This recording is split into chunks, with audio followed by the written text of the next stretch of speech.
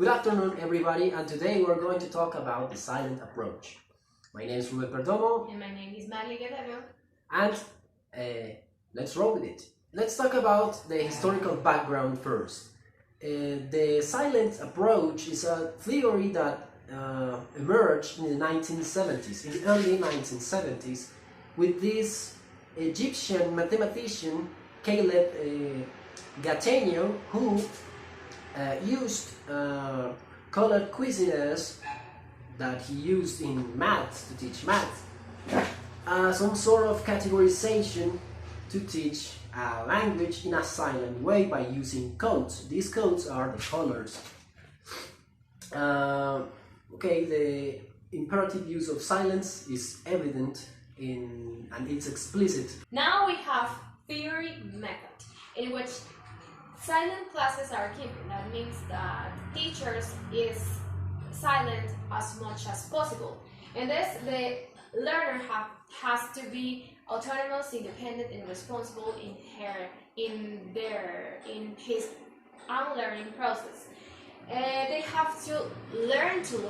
That means that he or she, the learner, has to be engaged in their apprenticeship instead of learned as directly or in a direct way the material to be taught.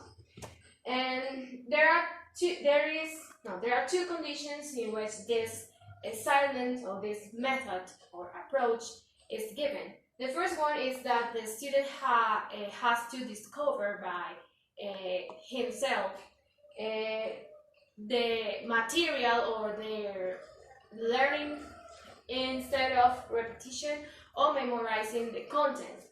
The other one, or the second one, is that physical objects are used in order to solve problems. That means that this approach is focused on in solving problems. Okay, now we go on with the third part, that could be the objectives, And now we go on with the third part of this approach, the silent approach, which is the objective of this approach. What is the objective of this approach? Let's start by saying that it has a major general objective, which is to acquire a basic level of the target language. It can be anything, any language around the world, but let's say it's English. So the idea is to learn the basis of the language, the pronouns, the imperative tenses, and simple tenses or prepositions without going any further. Continuing with this, we have a fifth point, which would be the roles, the teacher role and the learner role. I'll talk about the teacher role. The teacher has to be a facilitator, but the amount of interaction that the teacher can provide to the student is way too limited.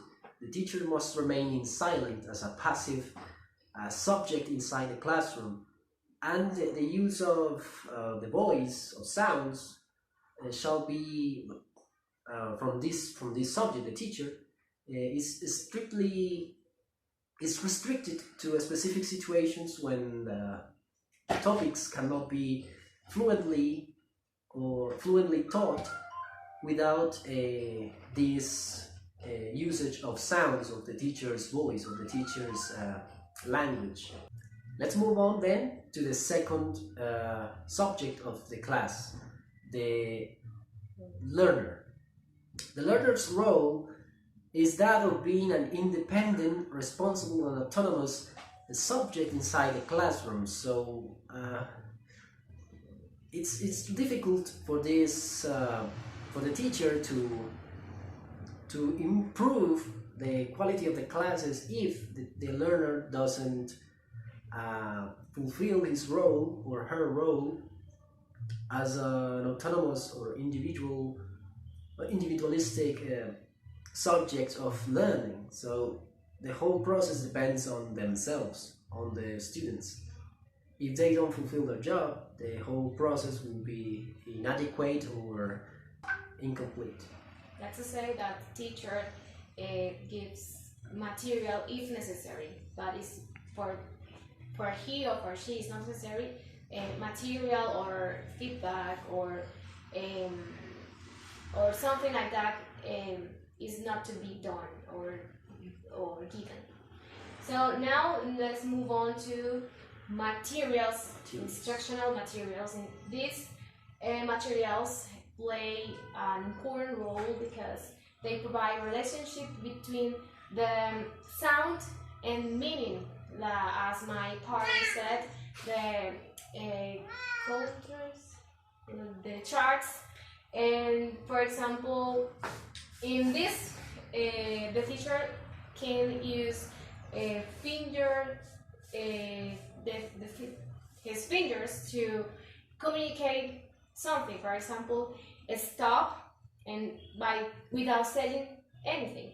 So in these materials, it could also be used using rows as vocabulary charts as a media to learn. And there are several categories from 1 to 12 in which each category is related to the teaching of a specific topic. For example, number 1 could be assigned to explain the pronouns, the verbs. The second one could be related to numbers. The third to cultural verbs, expression, time, calendar, dates, and those for each chart, a common goal is reached, right? Or a specific goal is attended. Now we have the Silentway, the advantages and disadvantages, because nothing is perfect, right? So my partner is going to explain to you the advantages, and then I will express the disadvantages about Silentway approach. Well, let's start by the disadvantages. There are several disadvantages. In this moment, we can tell about 4 major disadvantages of the application of this approach.